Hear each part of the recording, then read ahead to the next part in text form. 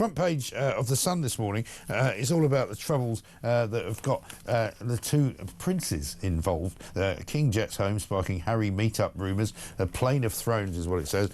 More importantly, though, perhaps inside the paper, on page 10, Trevor Kavanagh is back. He's written a story, a feature about Keir Starmer now has two options: crash through or just crash.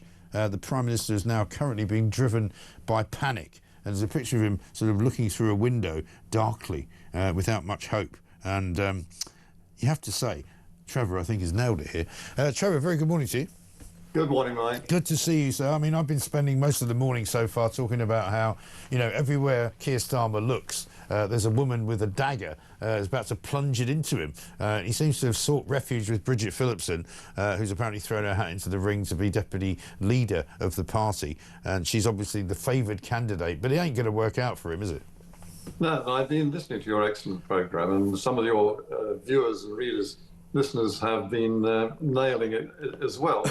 They've come up with some amazing examples of the chaos in this government. But what we've got is a Prime Minister who is almost on his last legs, not quite, because that's not the way the Labour Party works. It doesn't dump its failed leaders. It keeps hanging on to them. There's some strange sort of custom here that they'll cling to mum no matter what. Yeah. And in this case, there's possibly an exception, because Keir Starmer has suddenly declared war on his own party. He's decided that the only way that he's going to keep reform at bay is by doing something, or pretending to do something similar, about immigration. And the point is, the rest of the party don't want anything to do with this, and nor indeed does Keir Starmer. I mean, our corkscrew Prime Minister, if he has any principles whatsoever, they would lie in sympathy with the party that he's now at war with. Well, you would think so, wouldn't you? But the thing is that every time he appoints somebody new to the Home Office, and we've seen this with the Tories as well, you know, they sort of start off as they mean to go on. We'll have a look actually now at Shabana Mahmood talking about this on what she's going to do about, you know, countries that we issue visas to. But it makes no sense. Have a look.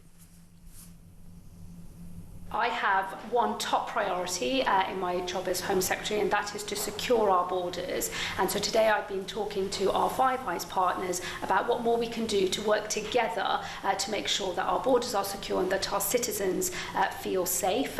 We think that there is interesting space for collaboration, particularly on how we deal with countries who do not take their citizens back. So making sure that we are able to return out of our countries people who have no right to be in our countries and send them back to their home country. So for the countries that do not play ball, we've been talking about how we can take much more coordinated action between the Five Eyes countries. And for us, that means including possibly the cutting of visas in the future, just to say, you know, we do expect countries to play ball, play by the rules, and if one of your citizens has no right to be in our country, you do need to take them back.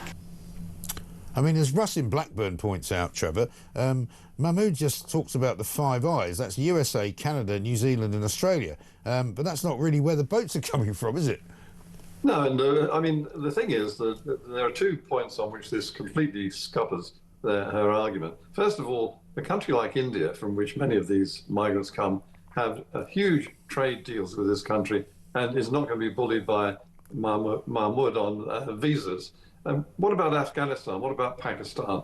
Both of those countries are filling those boats every day of the week, and they certainly won't take any notice about her threat. And also, the Five Eyes are those countries that you just listed. They're not going to do the same thing, so we'll be on our own, pretending that we have the world with us, and the fact is that nobody's going to take any notice. Yeah. But, I mean, 14 months into this new so-called Labour administration, you know, Shabana Mahmood, who for some bizarre reason is being hailed as some great sort of, you know, successful minister, you know, I think Darren Jones said that she'd solved the prison crisis. And I'm going, sorry, that must have passed me by. You know, she let 26,000 people out and the prisons are still full. So she hasn't really solved anything. But here we are, once again, you know, changing the deck chairs on the Titanic, and we've got a woman who says, oh, I'm going to talk to some colleagues about how best to stop the boats. It's not exactly it's kind of progress in reverse, isn't it? Well, it is. I mean, Shabana Mahmood has come in with quite a glowing testimonial, not least from Michael Gove, which makes you automatically suspect that there's something wrong here. The big problem, Mike, as you will know, and all your listeners will know, is that the Labour Party knows it's in real trouble, that it is almost certain to lose the election on the immigration issue alone, but it is fundamentally, as a party and as a government, refusing to do the very things that are necessary to deter that traffic. And one of the things that could be done straight away is to make it impossible for illegal arrivals to have access to any of the welfare offers that make this country so attractive to them. And we're simply dishing out things which infuriate taxpayers who have to fund them. Things like pocket money for migrants staying in luxury hotels, the access to the NHS, to dental care, that many of them, as we've heard from your listeners this morning, simply are not available on tap to people who live here and pay their taxes. Well, this is the thing, and I mean, I remember the years ago when we used to have arguments with the lefties when you would say, you know, we can't keep continuing to pay for these migrants coming here and scrounging off our services, and they would always say, oh, but they're not allowed to get benefits. They're not accessing benefits. But we now know that there's millions and millions of migrants who have come to this country who are overwhelmingly reliant on benefits for not just them, but for their families as well. Yes, and it's a huge drain on the exchequer and on the taxpayers, and it causes enormous resentment, as we've seen. Suddenly, the silent majority is raising its voice and showing its teeth, and they're beginning to march and rally around the flag and cause this government an even bigger problem. This is not going to go away. It's going to get much worse.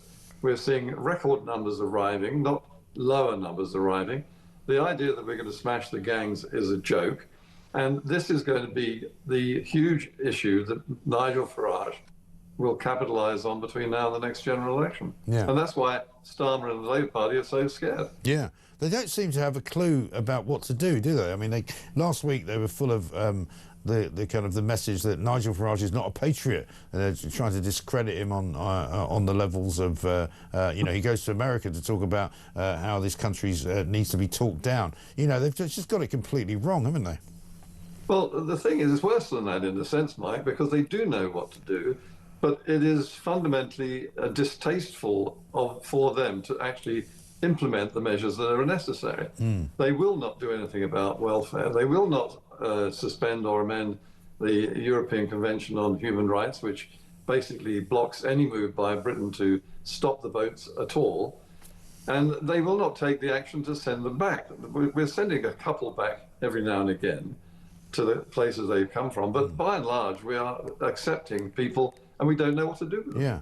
I mean, the other big issue, which is going to be a problem for Starmer vis-a-vis Nigel Farage and reform, is net zero. I mean, he tries to get rid of Ed Miliband, tries to move him along from his job as Minister for Energy and Net Zero, and Miliband refuses to go. What does that tell you? Well, you've just listed another item on the agenda. The reason why people are so furious is because they're seeing their electricity bills soaring to the highest levels in the world, simply because of the fads and fantasies of Ed Miliband. There are many other problems. I mean, we haven't touched on the economy itself, which is going to be the subject of this momentous crisis budget in November, which is the latest possible date ever in the history of budgets, simply because Rachel Reeves simply doesn't know what to do. And on top of that, you've got the trade unions asserting their muscle over workers' rights, strikers' rights, and you've got strikes actually underway in London and elsewhere. This government has wasted those 14 months you just mentioned, absolutely squandered a huge majority and 14 months in power. And where are we? We've got Prime Minister Keir Starmer fighting for his life. Yeah. It's hard to believe, isn't it, that they've been this useless? I mean, you and I haven't spoken for a while, but it goes every week from bad to worse. I come in every Monday and I think, surely they're going to do something that's going to improve the lot of the government and a lot of the people, but they just haven't been able to do that. No, and the horrible thing, Mike, is that we've got almost 4 more years of this. I mean, I can't believe it will last for 4 more years. I mean, the country cannot simply endure this sort of incompetence and crisis management and failure. So I think that at some point something's got to give, and people are banking on the fact that a catastrophe will arrive in the form of a financial crash, and we'll go cap in hand to the IMF, and the government will have to call an election. But that isn't necessarily on the cards. They can weave their way through this, and we could end up having a splintered government with a leadership crisis almost on a daily basis, a deputy leadership crisis, a prime minister at war with his cabinet and with his own party, and the party and the government at war with its own citizens, the people who voted for it. Basically, that's the situation we're in now, and it could get a lot worse. Yeah, absolutely. What a terrible thought. Great to see you, though, Trevor. Thank you very much indeed. Trevor Kavanagh, legendary former political editor of The Sun.